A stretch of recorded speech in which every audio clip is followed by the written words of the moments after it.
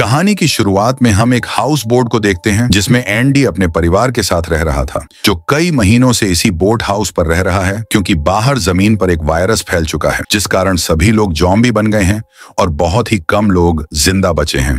इसलिए एंडी अपने परिवार के साथ पानी के बीच रहता था क्योंकि वहां ज़ॉम्बी नहीं आ सकते हैं। अब हम एंडी को देखते हैं जो जंगल की तरफ देखता है। वहां पर वो एक फैमिली को देखता है जो एंजॉय कर रही होती है। एंडी उनकी तरफ हाथ से इशारा करता है, लेकिन उस फैमिली का मुखिया घर निकालता है और एंडरडी को दिखाता है ताकि वह लोग उसके परिवार से दूर रहे, जिसके बाद एंडरडी समझ जाता है और वापस अंदर आ जाता है। रात के वक्त एंडरडी की पत्नी उससे कहती है कि हम लोगों के पास सिर्फ 1-2 दिन का खाना बचा है, इसलिए जल्द से जल्द हम लोगों को किसी सुरक्षित जगह पर जाना चाहिए जहां पर खाना मिल सके। पर एंडरडी को जमीन पर जाना बहुत ही रिस्की लगता है क्योंकि वहां पर ज़ॉम्बी आसानी से हमला कर सकते हैं। अगली सुबह जंगल में हम थमी नाम की एक लड़की को देखते हैं जो पेड़ के ऊपर रह रही है। अब हम उसे अपने पैरों पर पत्ते बांधते हुए देखते हैं। वह पत्ते इसलिए बांध रही थी ताकि ज़ॉम्बी उसके पैरों की आवाज ना सुन सके और वह ज़ॉम्बी से बच पाए। दरअसल थम्मी के पिता भी ज़ॉम्बी बन चुके थे और वह ज़ॉम्बी बने हुए अपने पिता को एक गड्ढे में रखती थी और वह दिन में जंगली जानवरों का शिकार करके रात में अपने पिता को खिलाती थी क्योंकि वह अपने पिता से बहुत प्यार करती थी।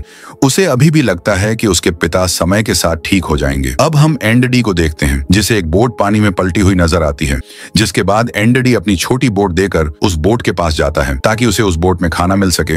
अब एंडरडी उस बोट के अंदर जाकर देखता है कि बोट के अंदर बहुत सारा खाना था जिसे लेकर वह वहां से आ जाता है और अपनी पत्नी को बताता है कि हमें इतना खाना मिल गया है जिससे हम 9 महीने तक आराम से जिंदा रह सकते हैं।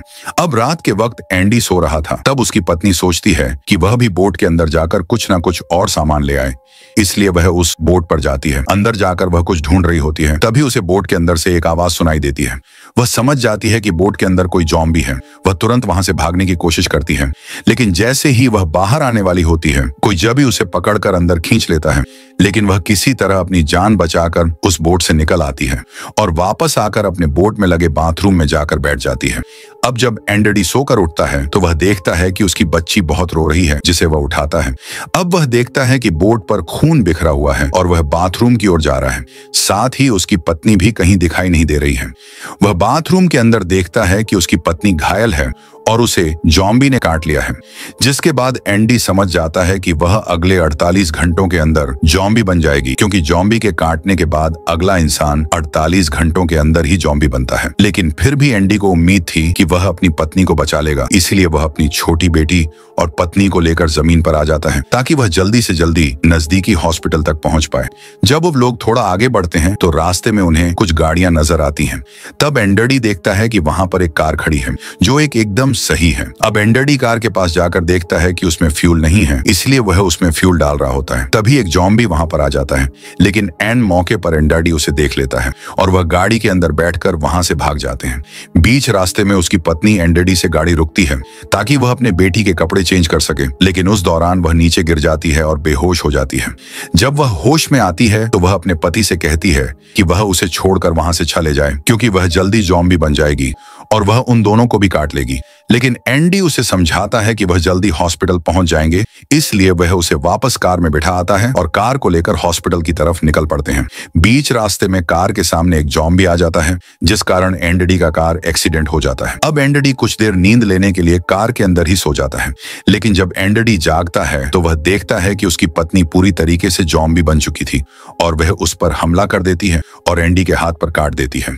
लेकिन एंडी किसी तरह अपनी बेटी को लेकर बाहर निकल जाता है और किसी तरह अपनी पत्नी को मार देता है।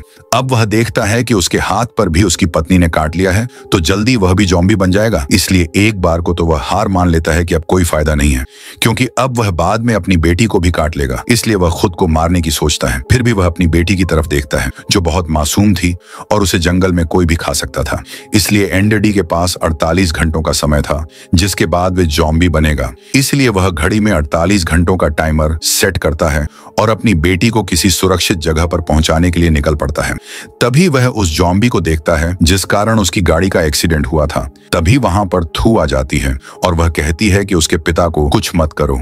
फिर वह अपने हाथ पर काटती है जिससे खून निकलता है और उस खून को संगते संगते उसके जॉम्बी पिता उसके पीछे चले जाते हैं। अब एंडरडी आगे किसी सुरक्षित जगह के लिए निकल पड़ता है और रास्ते में उसे एक कस्बा दिखता है। वह एक घर के अंदर जाता है जहां उसे एक औरत मिलती है। वह दिल की अच्छी थी, इसलिए एंडरडी को रात वहीं पर गुजारने देती है और साथ ही एंडरडी के जख्मों पर पट्टी भी करती है। अब एंडरडी सोचता है कि वह अपनी बेटी को उसके पास छोड़ देगा, लेकिन तभी उसे पता चलता है कि उस औरत को भी कैंसर है और वह जल्द ही मर जाएगी, इसलिए वह अपना फैसला तुरंत बदल देता है। अब हम कुछ लोगों को देख रहे हैं जो जॉबिन्स जंगलों की तरफ बढ़ रहे हैं। साथ ही में हमें थमी की मां को भी दिखाया जाता है जो उसे ढूंढ रही होती है, पर थमी उन लोगों के पास नहीं जाती है क्योंकि वह अपने पिता के पास रहना चाहती है और उसे पता था कि वे लोग देखते ही उसके जॉम्बी पिता को मार देंगे। इसी कारण वह अपने पिता को गड्ढे में छुपा कर रखती थी। अब हम वापस एंडरडी को देखते हैं जिस पर जॉम्बी वायरस का असर हो रहा है। उसे उल्टी होने लगती है और वह बेहोश हो जाता है। अगली सुबह जब वह उठकर देखता है कि अब उसके पास सिर्फ 32 घंटे बचे हैं जिसके बाद वह जॉम्बी बन जाएगा, इसलिए वह तुरंत अपनी बेटी को लेकर आगे के सफर पर निकल जाता है। बीच रास्ते में उसे एक बड़ी सी गाड़ी दिखाई देती है। एंडरडी गाड़ी के पास जाकर उस गाड़ी के अंदर देखता है कि चाबियां हैं कि नहीं। तभी उस पर एक जॉम्बी पीछे से आकर अटैक करने वाला होता है कि अचानक एक गोली चलती है जो उसे जॉम्बी का भेजा उड़ा देती है। ये गोली गड्ढे में पड़े हुए एक बुढ़े आदमी ने चलाई थी। वह एंडी से मदद मांगता है क्योंकि उसका पैर एक सिलेंडर के नीचे दब गया था। दरअसल वह गाड़ी उसकी ही थी, इसीलिए वह एंडरडी को गाड़ी की चाबी दे देता है और कहता है कि इसकी मदद से तुम सिलेंडर को आगे खींचो।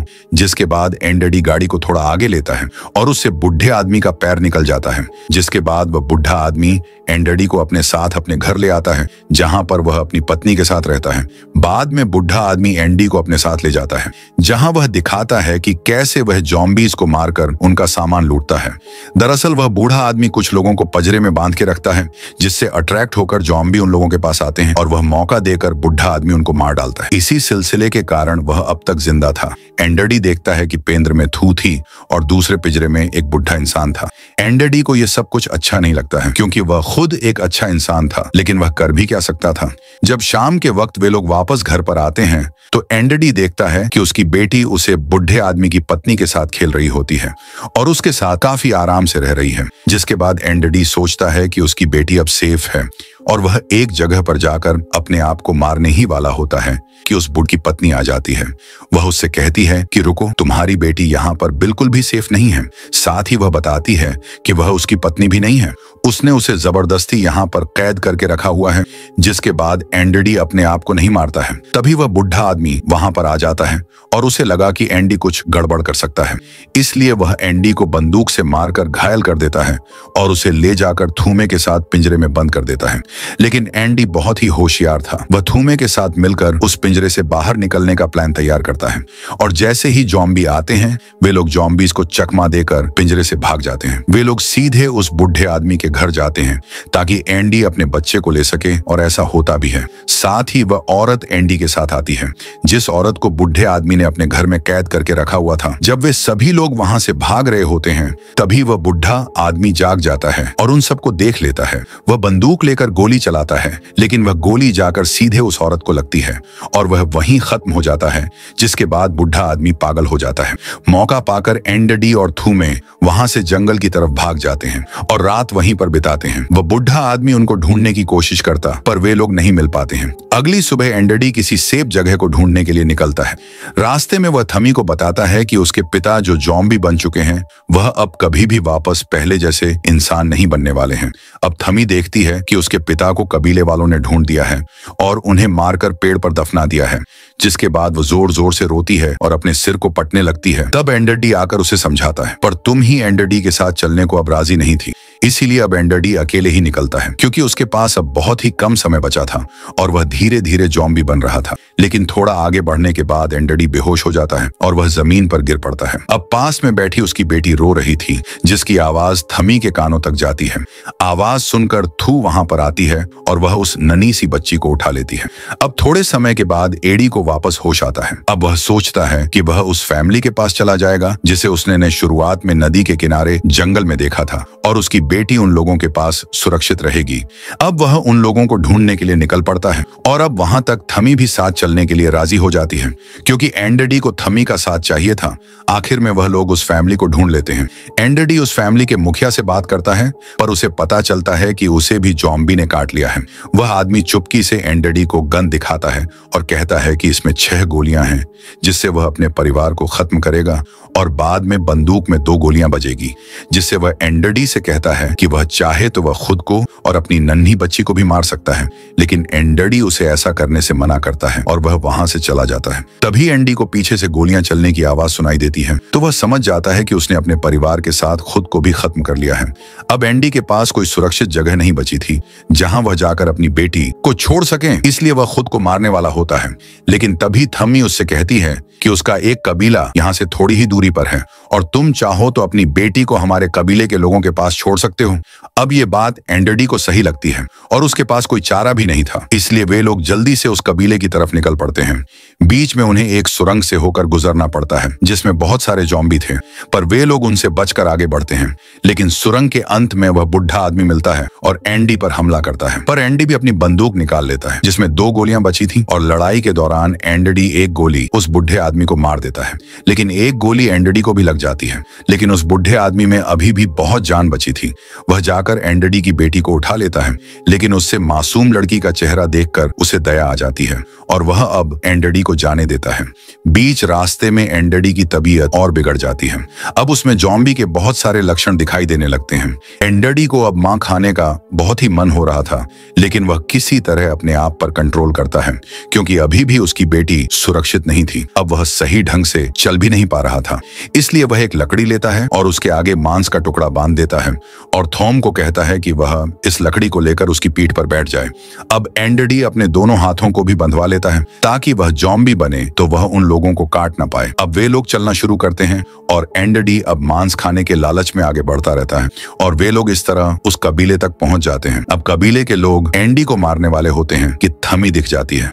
फिर कबीले के सारे लोग एंडरडी और थमी को नीचे उतारते हैं। अब हम देखते हैं कि एंडरडी पूरी तरीके से ज़ॉम्बी बन गया था, लेकिन फिर भी उसका दिमाग थोड़ा एक्टिव था। वह जाते जाते भी अपने सिर को बेटी की तरफ पर हिला रहा था, यानी वह कबीले के लोगों से कह रहा था कि वह लोग उसकी बेटी का ख्याल रखें। अब कबीले के लोग भी यह बात समझ जाते हैं और अंत में वे एंडरडी को मार डालते हैं, क्योंकि अब वह एक ज़ॉम्बी बन गया था। मूवी के अंत में हमें एंडरडी की बॉडी को एक पेड़ पर रखी हुई दिखाई जाती है, जिसके पास थमी खड़ी थी और वह उसकी बेटी का ख्याल रख रही थी। इसी सस्पेंस के साथ मूवी समाप्त। Thanks for watching. चैनल पर पहली बार है तो सब्सक्राइब करें।